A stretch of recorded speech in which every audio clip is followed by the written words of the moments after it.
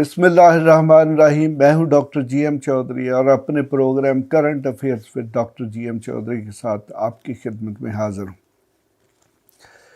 جناب، آج میں آپ کے سامنے ایک بڑے دلچسپ موضوع پر بات کروں گا، اور وہ موضوع یہ ہے کہ کیا کرپشن کو ختم کرنا حکومت کی ذمہ داری نہیں ہوتی؟ کہ جناب اس کا جواب سمپل جو ہے وہ تو یہ ہے یس، یعنی کہ ہاں، یعنی کہ ہر حکومت کی یہ ذمہ داری ہوتی ہے کہ وہ good governance, rule of law, یعنی کہ اچھی حکومت، قانون کی حکمرانی، اور پھر معاشرے میں جو پائی جانے والی جو مختلف قسم کی برائیاں یعنی کہ سوشل ایولز ہیں یا جرائم ہیں، ان کا خاتمہ کرے۔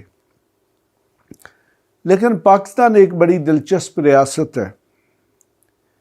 یہاں پر بہت سارے قوانین ہیں جن پر عمل درآمد ہی نہیں ہوتا، یا پھر لوگ آتے ہیں اور پارلیمنٹ میں جو لوگ، خاص طور پہ جو طاقتور لوگ ہیں، جن کو عام فہم زبان میں مافیاز بھی کہتے ہیں، وہ پھر اپنی مرضی کی قانون سازی کرواتے ہیں۔ مثلا مشرف کے دور میں، پرویز مشرف جب چیف ایگزیکٹو تھے تو اس کے دور میں نیشنل اکاؤنٹیبلٹی آرڈیننس 1999 جو ہے وہ جاری کیا گیا، جس میں کرپشن کے لیے بڑی سخت قسم کی سزائیں رکھی گئیں۔ جو ریمانڈ کی مدت ہے وہ بھی جو عام طور پہ 14-15 دن ہوتا ہے، اس کو اوپن کر دیا گیا، اور 3 ماہ تک ریمانڈ رہ سکتا تھا، بلکہ اس سے زیادہ بھی۔ تو پھر جناب عمران خان صاحب کی گورنمنٹ آتی ہے، اس کا نام تحریک انصاف تھا، اور اس کا مقصد یہ تھا، اور اس کے منشور میں بھی یہی درج تھا، کہ وہ ملک میں انصاف کا بول بالا کرے گی، جو کہ وہ نہ کر سکی۔ بعد میں عمران خان صاحب نے اپنے انٹرویوز میں یہ بتایا کہ اس وقت کے جو چیف آف آرمی سٹاف یعنی کہ جنرل باجوہ تھے، انہوں نے ان کو کہا کہ آپ یہ اکاؤنٹیبلٹی، احتساب وغیرہ کو چھوڑیں، اور آپ صرف ملک کی جو اقتصادی حالت ہے اس کو بہتر بنانے کی کوشش کریں۔ جناب یہ بڑی دلچسپ لاجک ہے جس طرف سے بھی ہے۔ یہ کیسے ہو سکتا ہے کہ آپ کی جیب میں چھید بھی ہوں اور آپ کی جیب میں پیسے بھی ہوں؟ یعنی کہ جس برتن میں سوراخ ہوگا اس برتن میں نہ تو پانی رہ سکتا ہے، نہ جو دوسری چیز بھی آپ اس میں رکھیں گے وہ موجود رہے گی۔ تو ہمارے ملک کے جو کرتے دھرتے ہیں، ان کی یہ سوچ یہ تھی جی کہ آپ کرپشن کو مت چیک کریں، تو آپ اقتصادی حالت کو بہتر کریں۔ جناب جب چوری ہو رہی ہوگی، ڈکیتی ہو رہی ہوگی، لوٹ مار ہو رہی ہوگی، تو پھر جناب اقتصادی حالت کیسے بہتر ہوگی؟ بلکہ ایسے معاشرے میں کون شخص رہنے کو ترجیح دے گا یا پسند کرے گا جس میں اس کو کسی قسم کا تحفظ ہی حاصل نہ ہو، اور اس معاشرے میں کوئی کام بھی رشوت، کرپشن کے بغیر ہوتا ہی نہ ہو۔ اور جناب یہی وجہ ہے کہ جب سے پی ڈی ایم کی گورنمنٹ آئی ہے تو ہمارے جو لاکھوں لوگ ہیں جو باہر جانے کو افورڈ کر سکتے تھے، وہ پاکستان چھوڑ کے باہر چلے گئے، اور اس کے بعد فارن ریمیٹنسز یعنی کہ باہر سے آنے والی جو ترسیلات زر تھیں، جو کہ ماہانہ اربوں ڈالر تھی، اب وہ بھی بہت زیادہ کم ہو گئی۔ وہ اس لیے کہ جو بیرون ملک پاکستانی کام کرتے ہیں، اب ان کو بھی حکومت پر یقین نہیں رہا، اور انہیں یہ خدشہ ہے کہ اگر ہم ڈالرز یا فارن کرنسی بھجوائیں گے تو ہو سکتا ہے کہ وہ بھی ہماری جاتی رہے یا ہمیں اس سے محروم ہونا پڑے۔ جناب ملک شدید قسم کے معاشی بحران میں ہے،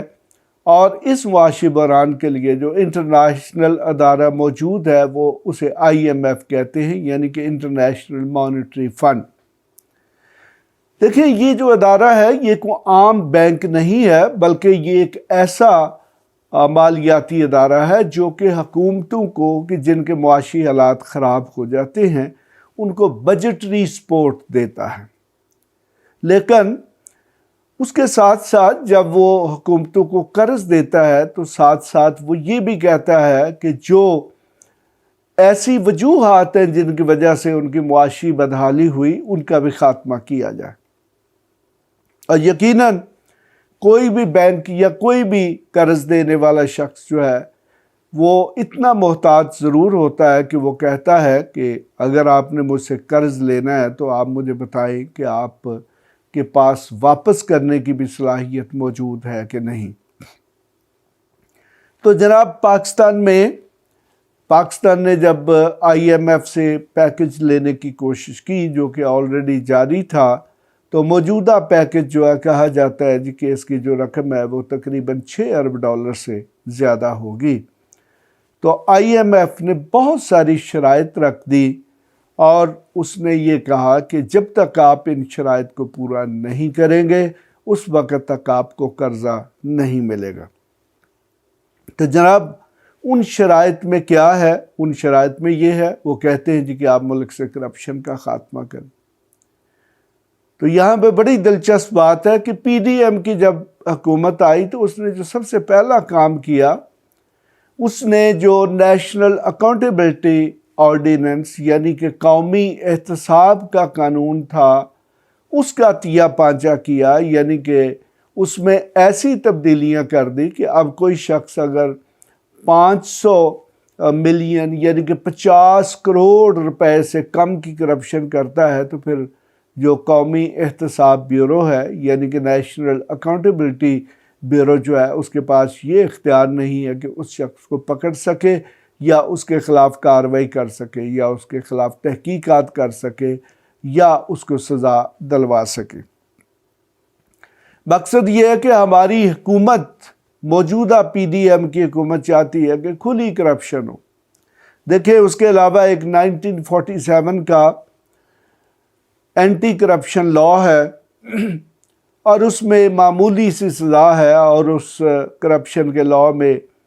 لا کے تحت بہت کم سزائیں ہوتی ہیں، یعنی کہ اس سے کسی کو کوئی ڈر نہیں۔ اور یہی وجہ ہے کہ ہمارے ملک میں جتنے بھی public office holder, civil servants یا پبلک سرونٹس ہیں وہ جی بھر کر کرپشن کرتے ہیں۔ صرف نیب ایک ادارہ تھا جس سے ایک خوف پیدا ہوا تھا کہ ہمیں یہ کرپشن واپس بھی کرنی پڑے گی، جبکہ جو اینٹی کرپشن کا لا ہے اس لا میں اس قسم کی کوئی پروویژن نہیں ہے کہ اگر آپ کرپشن کرتے ہیں تو آپ کو وہ لوٹی ہوئی رقم یعنی کہ جو کرپشن کی رقم ہے وہ واپس کرنا پڑے گی۔ تو اس لیے سزا بھی اس میں 3 سال تھی۔ تو لوگ کہتے تھے جی ٹھیک ہے کروڑوں روپے لوٹو، اور 3 سال جو کہ آلموسٹ 1.5-2 سال میں پورے ہو جاتے ہیں، چونکہ جو سزا ہے اس میں دن اور رات جو ہے وہ الگ الگ دن کی صورت میں کاؤنٹ ہوتے ہیں۔ تو وہ کہتے ہیں جی کہ کروڑوں اربوں روپے لوٹو اور 1.5 سال جیل میں رہیں گے تو اس سے کیا فرق پڑے گا۔ تو ہمارے ملک کی جیلوں میں اگر کوئی امیر شخص جاتا ہے تو پھر ہماری جو جیلوں کے جو کرتے درتے ہیں وہ ان کو ہر قسم کی سہولت جو ہے وہ فراہم کر دیتے ہیں اگر ان کو پیسے دیے جائیں، یعنی کہ وہاں پر بھی کرپشن کا علاج ہے۔ تو جناب IMF کی شرائط ویسے تو بہت زیادہ ہیں، لیکن ان کی مین شرائط میں یہ ہے کہ آپ اکاؤنٹیبلٹی کا لا جو ہے اس کو تبدیل کریں۔ آپ یہ جو سرکاری یا پبلک آفیسرز ہیں یعنی کہ 17 گریڈ کے برابر یا اس سے اوپر یعنی کہ 22 گریڈ تک،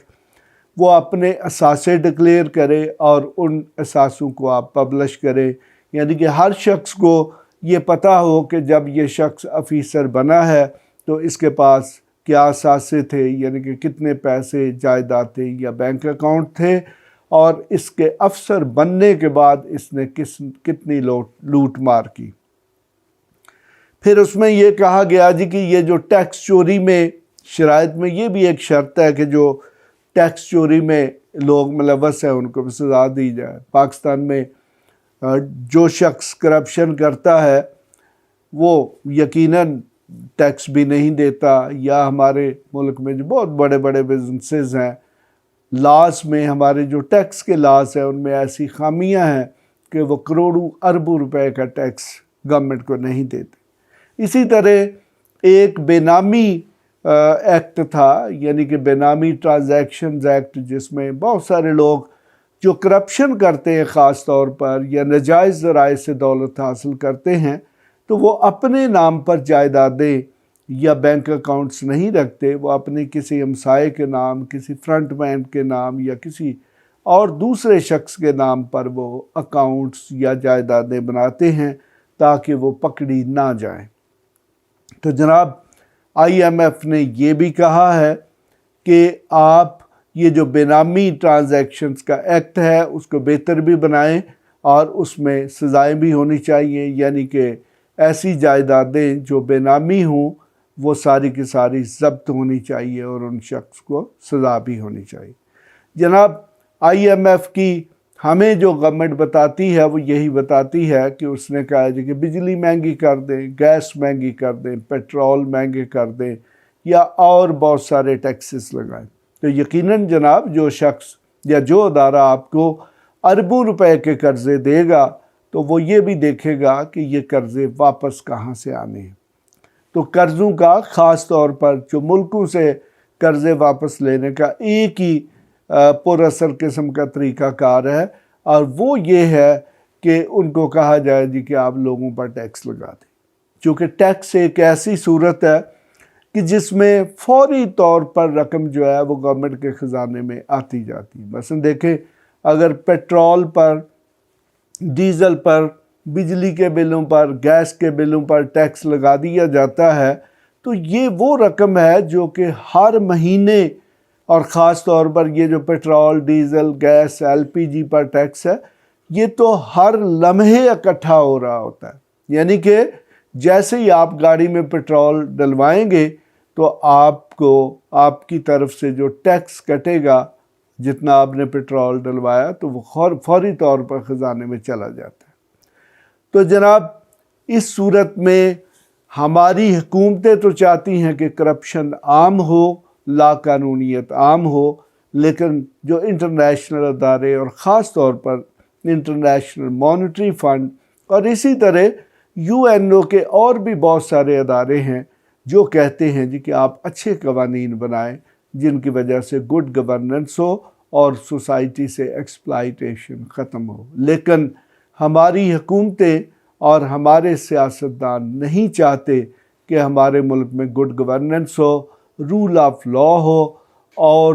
لوگ ایک شرافت اور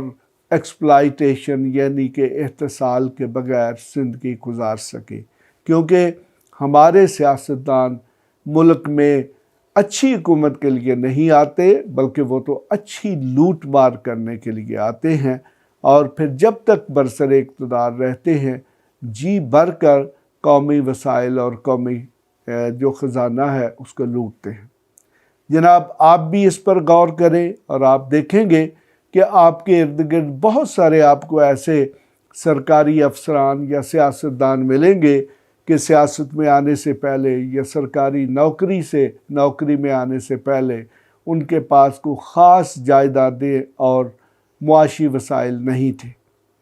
لیکن جیسے ہی وہ سرکاری نوکری میں آئے یا پھر سیاست میں آئے تو پھر راتوں رات وہ کروڑوں پتی ہو گئے اور اربوں پتی ہو گئے، جبکہ عوام دن بدن غریب سے غریب تر ہوتے گئے ہیں۔ اس کے ساتھ ہی میں اجازت چاہوں گا۔ خدا حافظ۔